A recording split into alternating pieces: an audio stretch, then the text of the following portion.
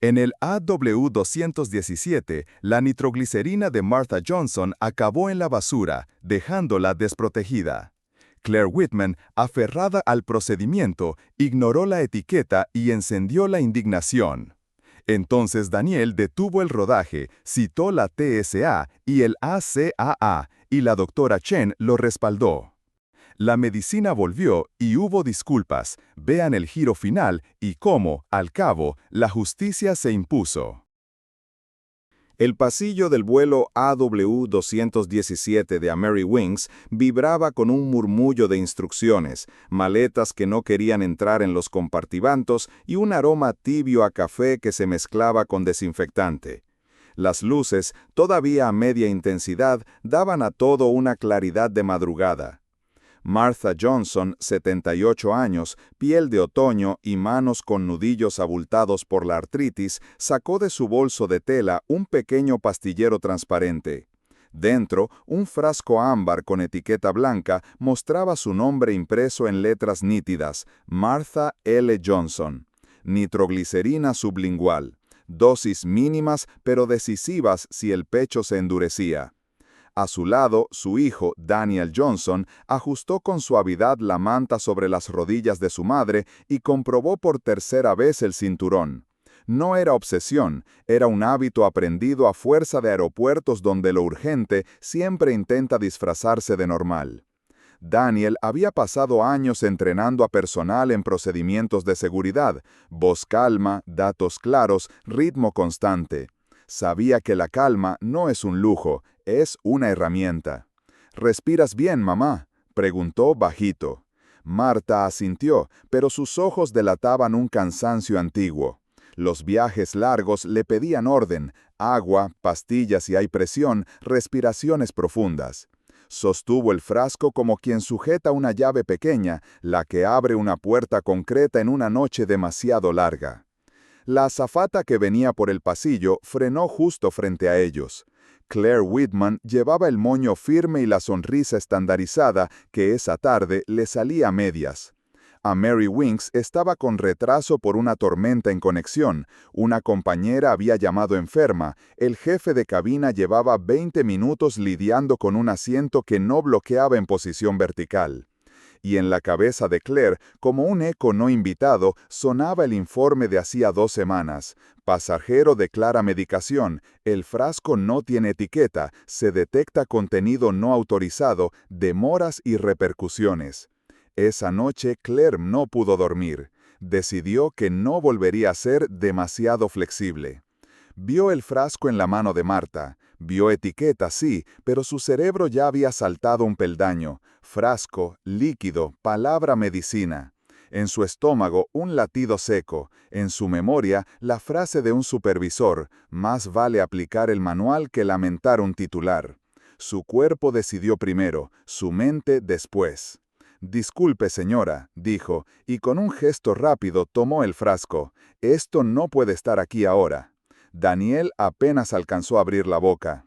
El sonido del plástico golpeando el cartón de la bolsa de residuos fue apenas un tup.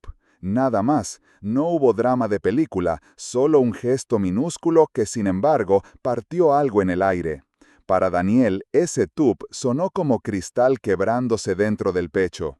Para Marta, fue el vacío breve y frío de cuando te quitan algo que es más que un objeto, es tu margen de seguridad. «Señorita», la voz de Marta salió trémula, no por capricho, sino porque la respiración se le había desordenado con el susto. El pasillo, por un segundo, se quedó sin ruido. Detrás, un niño dejó de patear el asiento. En la fila de al lado, una mujer cerró el libro sin pasar de página. Daniel miró a Claire con incredulidad y rabia aún sin nombre. No era el disgusto por una regla, era el shock puro de ver cómo, en un instante, una línea invisible se cruzaba, la que separa la prevención de la indiferencia. «Tiene etiqueta», dijo Daniel, conteniendo la voz. «Tiene su nombre. Es esencial». Claire sintió el rubor subirle al cuello, no de vergüenza todavía, sino de adrenalina. Levantó la bolsa, intentó justificar el impulso con palabras prestadas de manual. Señor, por seguridad, los líquidos y pastillas deben. No son los líquidos y pastillas, la interrumpió Daniel, bajo, preciso, como quien desactiva una mecha. Es nitroglicerina prescrita. Sin eso, si a mi madre le aprieta el pecho, no hay margen. Marta apoyó la cabeza contra el respaldo. No lloraba, respiraba intentando encontrar el ritmo que le enseñó su cardiólogo. 4 tiempos para entrar, 6 para salir. Pensó en cosas simples, el jardín de su casa, el olor a limón de la cocina, el cumpleaños de su nieta en 2 semanas.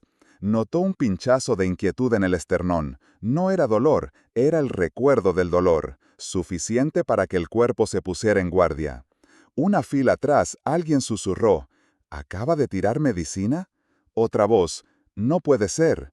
El murmullo creció, esa corriente baja que precede a una ola.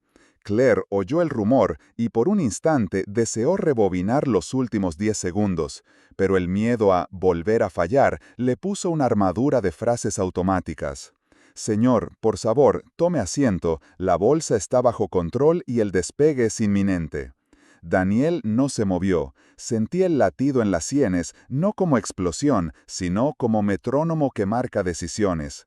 Recordó a su madre hace años, trabajando turnos en la clínica, sujetando manos, resolviendo con paciencia. Recordó también su propio entrenamiento. Cuando algo se desvía, no subes el volumen, subes la claridad. «Mamá, respira conmigo», susurró acercando su frente a la de ella. 4, 6. Aquí estoy. Marta obedeció. Contó. 1, 2, 3, 4. 1, 2, 3, 4, 5, 6. El aire volvió a entrar. Claire, mientras, apretó la bolsa con los dedos. El frasco estaba ahí, intacto. En su mente, sin embargo, ya había elegido un bando, el del memorando reciente, el de la posible auditoría, el de la frase que la persiguió durante 2 semanas. Pensó en las veces que un pasajero la había insultado por pedir que guardara el teléfono, en las miradas que la trataban como parte del mobiliario. Pensó en lo injusto que era cargar con todo y aún así sostuvo la decisión. Se dijo que era por seguridad, se dijo que era lo correcto. Daniel sintió el carraspeo del altavoz a lo lejos, a punto de iniciar el anuncio de seguridad. Ese sonido familiar, en otras circunstancias neutro, ahora parecía una cuenta atrás. Miró el carrito de servicio, la bolsa, el frasco que no veía pero que conocía el detalle, tapón blanco, etiqueta con su apellido. Su mandíbula se tensó. No estaba enfadado por un protocolo, estaba en shock por el costo humano de aplicarlo. «Señorita», repitió, más suave, más afilado, «devuélvalo, ahora mismo». En la fila 20, un pasajero levantó el teléfono, no para provocar, sino por ese reflejo de documentar lo que no encaja con el sentido común. La cámara captó la mano de Marta temblando apenas, la postura de Daniel sin agresividad pero sin ceder, y el rostro de Claire donde se dibujaba una batalla silenciosa entre el deber y el miedo. La escena duró solo unos segundos, esos en los que la realidad suspende el sonido para decidir, como si todo el avión contuviera el aliento. Afuera, la noche se pegaba a las ventanillas. Adentro, 3 personas sostenían un triángulo de decisiones. Una mujer que necesitaba una pastilla, un hijo que no iba a dejarla a su suerte, y una azafata que por proteger estaba a punto de herir. El tub del plástico seguía resonando, aunque nadie más pudiera oírlo. Y ese fue el golpe que nadie vio venir, no la pérdida del frasco, sino la certeza de que a veces una palabra mal aplicada, procedimiento, puede pesar más que una vida concreta con nombre y asiento asignado. Líquidos y pastillas solo si están aprobados por la cabina y declarados con anticipación, disparó Claire, dejando que las sílabas sonaran como una barrera. Estamos a punto de cerrar puertas. El tono buscaba sonar profesional, pero tenía el filo de alguien que se siente observado. Su supervisor no estaba. El jefe de cabina lidiaba con un asiento que no bloqueaba. El capitán había pedido por interfono interno salir en la siguiente ventana. En la muñeca de Claire, el reloj marcaba un retraso que iba a convertir la tarde en una cadena de conexiones perdidas y quejas por correo. Y detrás de todo eso, seguía el informe de hacía 2 semanas, aferrado a su memoria como una nota pegada en la nevera. Flexibilidad indebida. Se prometió no escuchar de nuevo esa frase. Daniel vio el temblor de la mano de su madre sobre la manta. Esa mano había sujetado termómetros y manos ajenas en salas de espera con luz blanca. La llamaban Miss Johnson cuando atendía y su voz calmaba a quienes no podían calmarse solos. Verla temblar ahora encendió en Daniel una rabia con sentidos. No buscaba herir, buscaba corregir. Levantó la vista hacia Claire. Por fuera, la azafata parecía de acero, moño firme, cejas medidas, uniforme sin una arruga. Por dentro, Daniel reconoció un patrón que ha visto en aeropuertos de todo el país: miedo vestido de procedimiento. El murmullo brotó primero en las filas cercanas, con frases incompletas y ojos grandes. ¿Acaba de tirar medicina? Eso no puede ser legal. Tiene etiqueta, yo la vi. Un hombre en business, camisa impecable y auriculares en el cuello, enfocó con el teléfono, no con ánimo de escándalo, sino con ese reflejo moderno de documentar cuando el sentido común se tuerce. Alguien más presionó el botón de llamada y luego lo soltó, como arrepentido de intervenir. Daniel se inclinó apenas hacia el pasillo, cuidando no invadir. Su voz salió baja, técnica, diseñada para cortar sin gritar. «Señora Whitman», dijo con respeto y firmeza, «la TSA permite medicamentos esenciales fuera de la regla 311 y el AKA protege a mi madre como pasajera con condición médica. Ese frasco tenía su nombre y fecha. Devuélvalo, por favor». La mención de siglas y marcos legales no era una amenaza, era un mapa. Claire lo recibió como si fuese un empujón. Apretó la mandíbula y la bolsa de residuos al mismo tiempo, buscando asirse a una idea que no le fallara. Está contaminado. Procedimiento. La palabra quedó flotando entre los tres como una placa metálica. Procedimiento. Daniel sintió el eco de manuales que conoce de memoria. El procedimiento bien aplicado protege, el mal aplicado cubre errores. En ese momento, procedimiento sonó a trinchera, útil para resistir una auditoría, inútil para cuidar a una persona con nombre y asiento. Contaminado implica riesgo para terceros, contestó Daniel sin subir el volumen. Aquí el riesgo es negar acceso a una medicación esencial. Podemos verificar la etiqueta y el contenido. No hace falta destruir nada para estar seguros. Claire recordó al pasajero del informe, frasco sin etiqueta, explicación vaga, tensión. Recordó también la reunión posterior, las preguntas en fila, la mirada del gerente cuando dijo «fue mi juicio profesional». Esa mirada pesó más que el sentido común ahora. Y aunque vio el nombre impreso, Martha L. Johnson, eligió la frase que la salvaba a ella, no a la pasajera. «Señor, si considera que hubo una equivocación, puede presentar un reclamo. En este momento debemos proceder». Martha respiró hondo, como le enseñaron. 4 tiempos, 6 tiempos. El murmullo del avión ya no era ruido, era presión. Miró a Daniel. No dijo «estoy bien» para no mentir. Tampoco dijo «tengo miedo» para no cargarle más peso. Solo apretó su mano. 2 filas atrás, una pasajera de voz clara habló lo justo. «Yo vi la etiqueta. No parece lo que dicen». El hombre de business bajó el teléfono un instante, como si quisiera darle a Claire una oportunidad de rectificar sin que mediara una pantalla. En la fila 18, un adolescente preguntó a su madre qué era el AKA. Ella respondió en susurros: «una ley que protege a las personas con ciertas condiciones cuando vuelan». Daniel sostuvo la mirada de Claire, no como un duelo, sino como una invitación a volver al centro. «No le pido un favor», dijo. «Le pido que cumpla la normativa completa, la que habla de seguridad y también de acceso razonable. Si prefiere, podemos llamar al jefe de cabina y verificar juntos». Claire miró por encima del hombro. El jefe de cabina seguía al fondo, luchando con el respaldo rebelde. El capitán esperaba la confirmación de puertas cerradas. Podía elegir, levantar la mano y pedir apoyo, o cerrar el tema con un sello de «resuelto». Eligió el sello. «Señor, necesito que tome asiento». La orden no llevaba grito, llevaba una pared, y esa pared encendió algo en el ambiente. Una fracción de segundo en la que el pasaje dejó de ser público y se sintió jurado. No eran expertos, pero entendían lo esencial. A una persona mayor no se le quita su salvavidas de bolsillo a pocos minutos de despegar. Daniel notó cómo la línea entre prudencia y obstinación se había cruzado. No vio a una enemiga, vio a una profesional dentro de un túnel. Pero el efecto, para su madre, era el mismo. Apretó la mandíbula, midiendo la siguiente frase como quien mide una cuerda antes de tirar de ella. Señora Whitman, no voy a discutir. Voy a pedir lo correcto. Detenga el proceso. Si ese frasco no regresa a manos de mi madre, no hay condiciones para que este vuelo salga. La palabra detenga cambió la densidad del aire. El hombre de Bisles volvió a levantar el teléfono. 2 asistentes de vuelo más asomaron un segundo desde la galley, percibiendo que el incidente ya no era un malentendido pequeño. Claire sintió el latido en la garganta. Quiso decir no puede hacer eso, pero supo que sí podía, no con violencia, sino con responsabilidad. La trinchera del procedimiento se le quedó corta. El interfono interno emitió un pitido breve, un mensaje del capitán pidiendo estado de cabina. Claire lo ignoró durante 3 segundos largos. Miró la bolsa, miró a Marta, miró a Daniel. Pensó en la frase que jamás quiere escuchar un tripulante. ¿Por qué nadie dijo nada? Y aún así, se abrazó otra vez a la palabra que la mantenía a flote. Procedimiento, repitió, como si al nombrarlo lo convirtiera en verdad.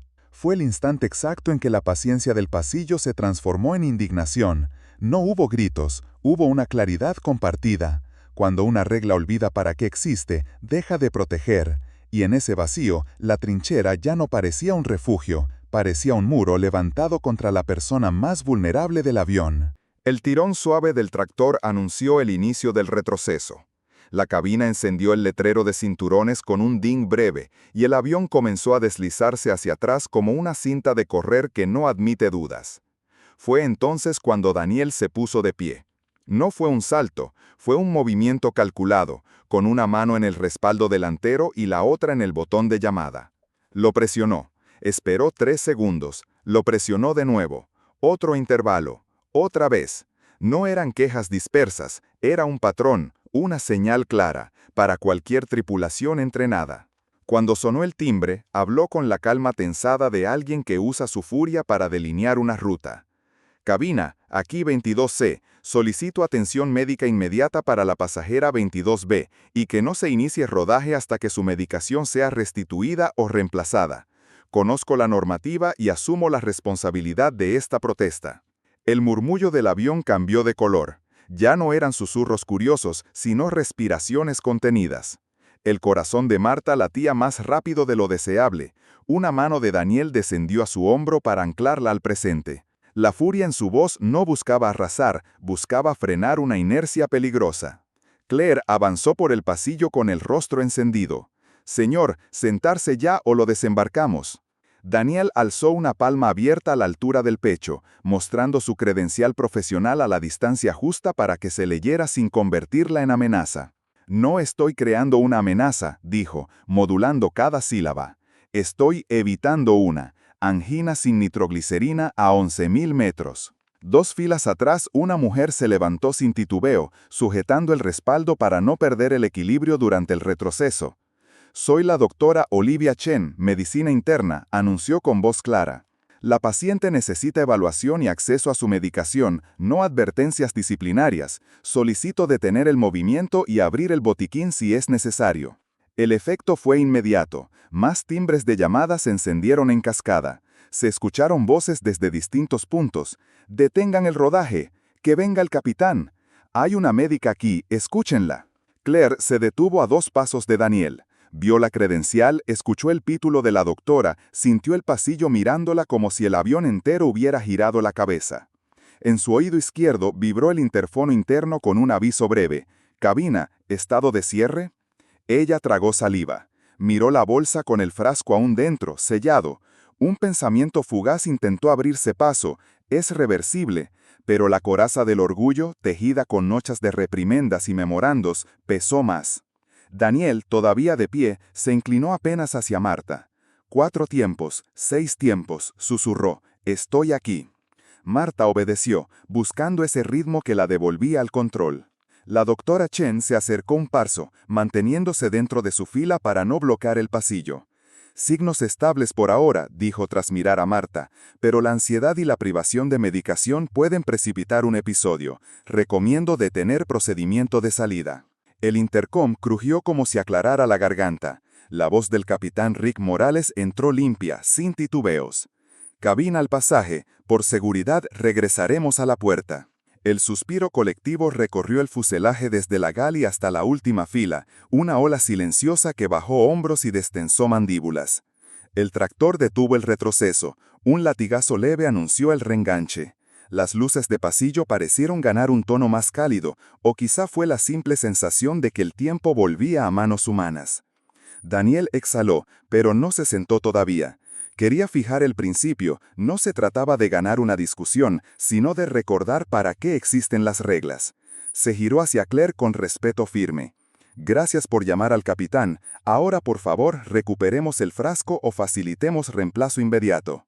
Claire se quedó clavada al suelo, no por terquedad ciega, sino por el peso acumulado de madrugadas en las que la culpaban por lo que no controlaba y de turnos en los que cada decisión parecía juzgada por un ojo invisible. Apretó los labios. En su mirada apareció algo que no era derrota, pero ya no era rigidez, una grieta, donde cabían el cansancio y la vergüenza. La doctora Chen bajó discretamente la voz para que solo ellos la oyeran. Podemos resolverlo rápido, lo importante es la paciente. El avión, que hacía un minuto obedecía la cinta de correr de la rutina, pushback, rodaje, despegue, ahora parecía quieto en una meseta clara, un espacio breve que Daniel había tallado con su decisión. No hubo gritos, hubo límites, no hubo desafío vacío, hubo responsabilidad con nombre y asiento. Y en ese silencio nuevo, Claire asintió apenas, lo suficiente para que el siguiente gesto, buscar al jefe de cabina y al gerente de estación, pareciera por fin un paso hacia adelante y no un repliegue. En la puerta, el Finger volvió a abrazar el fuselaje con un golpe sordo y, pocos segundos después, subieron 2 paramédicos con sus mochilas compactas y el gerente de estación, Peter Collins, carpeta en mano. La doctora Olivia Chen se presentó con serenidad, como si cambiara de carril sin frenar. Explicó antecedentes, signos y riesgos con frases cortas. Daniel describió el frasco, la etiqueta con Martha L. Johnson y el instante exacto en que cayó en la bolsa de residuos del carrito. La bolsa apareció intacta desde la galley, aún no había sido compactada ni mezclada con otras. Peter pidió guantes. Uno de los paramédicos abrió el sello, verificó que dentro hubiera un frasco ámbar con etiqueta legible y tapón de seguridad. Confirmó el contenido, cotejó nombre, fecha y dosis. El protocolo, esta vez, fue un puente, no una pared. Los paramédicos evaluaron a Marta en su asiento. Presión, saturación, auscultación breve. Ella seguía apretando la mano de su hijo, pero el agarre ya no era un clavo, era un hilo de vuelta a la calma. La angustia retrocedía como una marea que por fin entendió el horario. Cuando le devolvieron el frasco, Marta respiró con ese temblorcito que llega después del peligro, no durante. «Estoy bien, Dani», susurró. «Haz lo correcto, no lo cruel». Peter miró a Claire. La tripulante enderezó los hombros, como quien decide hablar antes de que la decisión la alcance. Tomó aire. «Actué por miedo y por un memorando mal entendido», dijo sin rodeos. «Hace 2 semanas tuvimos un incidente y pensé que hacía lo correcto. No lo hice. Lo siento, señora Johnson». No sonó a excusa, sonó a peso descargado. Peter asintió con seriedad operativa, de esas que valen más que un discurso. La tripulación recibirá refuerzo de entrenamiento en manejo de medicamentos y en sesgos implícitos.